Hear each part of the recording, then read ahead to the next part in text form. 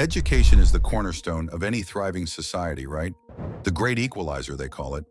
But let me ask you, if education is supposed to be the key to a brighter future, why does it feel like we've been stuck in the same dimly lit room since 1979, the year the U.S. Department of Education was born? Is it truly a guiding light, or just another cog in the bureaucratic machine designed to churn out obedient workers rather than free thinkers?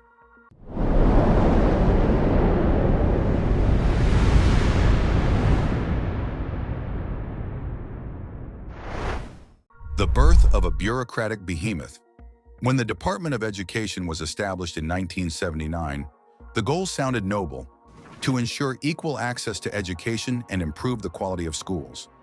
But here's the kicker. Has it actually done that? Or has it become a $68 billion leviathan that's more concerned with funding administrative salaries than classroom essentials? Let's break this down. Since its inception, U.S. education rankings have consistently fallen compared to other developed nations. In 1979, the U.S. was a global leader in education. Now, we're struggling to crack the top 20 in math and science. So where's all that money going? Spoiler alert, it's not to the kids. They don't want a population of citizens capable of critical thinking. They want obedient workers, people just smart enough to run the machines and do the paperwork. Sound familiar? Maybe the Department of Education isn't broken. It's working exactly as intended. Standardized testing, a standardized disaster. Here's a thought. When did we decide that a child's worth could be boiled down to a Scantron sheet? The No Child Left Behind Act of 2001 doubled down on standardized testing, thanks in part to the Department of Education's policies. But did it leave no child behind? Or did it leave an entire generation of critical thinkers at the door? Standardized tests have done more harm than good. They teach children how to memorize, not how to think. They've forced teachers to teach to the test rather than foster creativity or curiosity. And let's not forget the companies profiting from this racket. Ever heard of Pearson? They make billions selling test prep materials and grading exams, all while students drown under the pressure. Tell me this. Is education supposed to create thinkers or robots? Because right now it feels like the latter.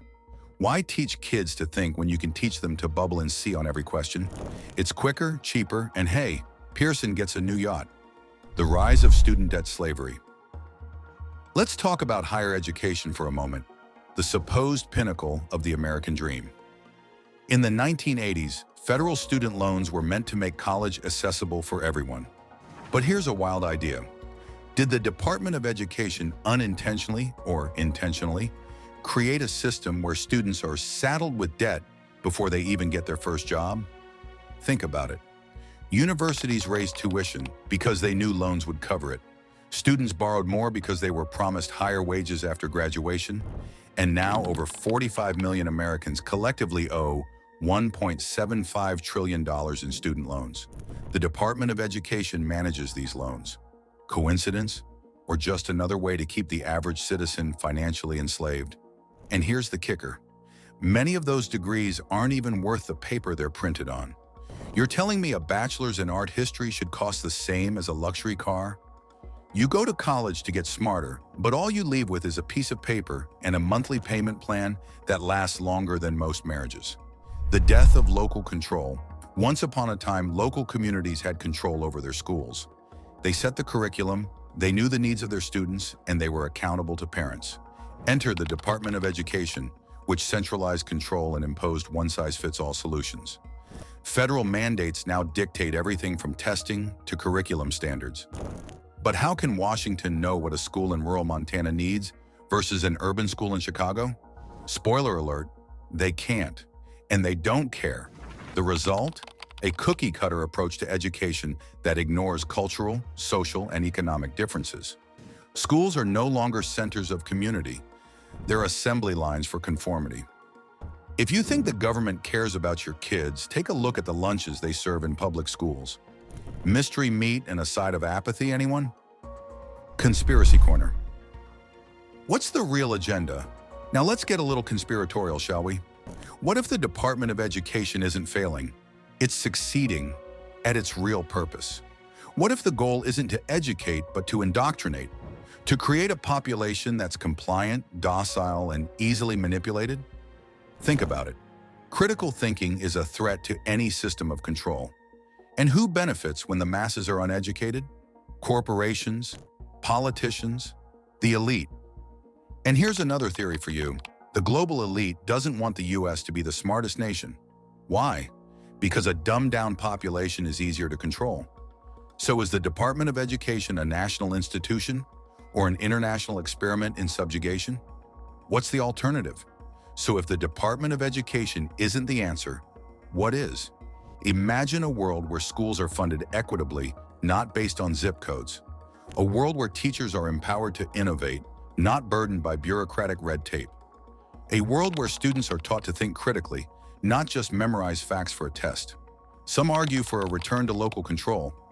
Others advocate for homeschooling or alternative education models. The point is, we need to start thinking outside the box, or else the box will continue to confine us. We need to get back to basics, reading, writing, and asking, why the hell are we doing this in the first place? A new dawn or the same old song? And now, as the political pendulum swings once more, President-elect Donald Trump has announced a bold move, the creation of the Department of Government Efficiency, affectionately dubbed D.O.G.E, to be led by none other than Elon Musk and Vivek Ramaswamy. Their mission? To streamline government operations and, notably, to dismantle the Department of Education, returning control to the states and local communities. But here's the million-dollar question. Is this a genuine effort to revitalize our education system, or just another political spectacle? Will dissolving the Department of Education lead to innovative, localized solutions? Or will it plunge our schools into chaos without federal oversight? And let's not forget the leaders of this new initiative. Elon Musk, the tech mogul with visions of Mars colonization, and Vivek Ramaswamy, the biotech entrepreneur turned political figure. Are these the champions of education reform we've been waiting for? Or is this akin to hiring a fox to guard the henhouse?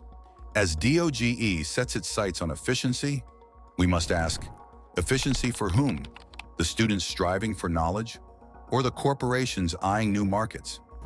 The educators dedicated to teaching, or the politicians seeking applause lines? So as we stand on the precipice of this new chapter, we must remain vigilant. Will D.O.G.E usher in a renaissance of learning, or will it be just another dog and pony show? Only time will tell, but one thing's for sure. The future of our education system is anything but certain. So the next time someone tells you the Department of Education is a force for good, ask them this: good for whom? The students, the teachers, or the corporations and bureaucrats cashing in on a broken system? The Department of Education was supposed to be the great equalizer, but instead it's become the great divider. And the real question is, how much longer are we going to let this continue? Thanks for watching Veil of Time. If this video opened your eyes or at least made you chuckle, don't forget to like, share, and subscribe. Let's keep peeling back the layers of this veil, one fact at a time. I did some investigation into the derivation of the American public education system and found out that it was based on the Prussian model. And the Prussians produced a universal education system in the late 1800s because they were afraid they were losing military superiority, and they wanted to produce a cadre of mindless, obedient soldiers. That was expressly the purpose. And then that model was adopted by prototypical fascists in the US, again in the late 1800s, this is before Mussolini and all of that time. Corporate types mostly, who wanted to produce cadres of obedient workers. And that's why the desks are in rows, and that's why there's factory bells, and that's why it's top-down leadership. What was really stunning about that wasn't only that that was the model, but it's worse than that, because the people who built the schools were consciously aiming at eradicating the will of the students who were part of the system because they wanted them to be obedient.